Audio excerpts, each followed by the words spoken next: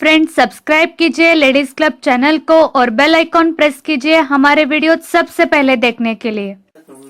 Hello friends, मैं हूँ श्रीदेवी और आप देख रहे हैं आपका फेवरेट चैनल लेडीज क्लब। अगर अभी तक आपने इस चैनल को सब्सक्राइब नहीं किया तो नीचे दिए गए सब्सक्राइब बटन पर जरूर क्लिक कीजिएगा, क्योंकि हम लोग यहाँ पे ढेर सारे क्रिएशन सीखने वाले हैं। उसके साथ ही मेरा और एक नया चैनल है श्रीदेवी ब्लॉग्स, उस चैनल को भी आप जरूर सब्सक्राइब कर दीजिएगा, क्योंकि आप मुझे वहाँ पे जानेंगे पर्सनली। उसके साथ ही अगर आपने इंस्टाग्राम पे मुझे अभी तक फॉलो नहीं किया है तो वहाँ पे भी फॉलो कर दीजिएगा। उनके सारे लिंक्स आपको नीचे डिस्क्रिप्शन में मिल जाएंगे। तो आज हम लोग सीखने वाले हैं स्टोन झुमका। तो चलिए सीखते हैं।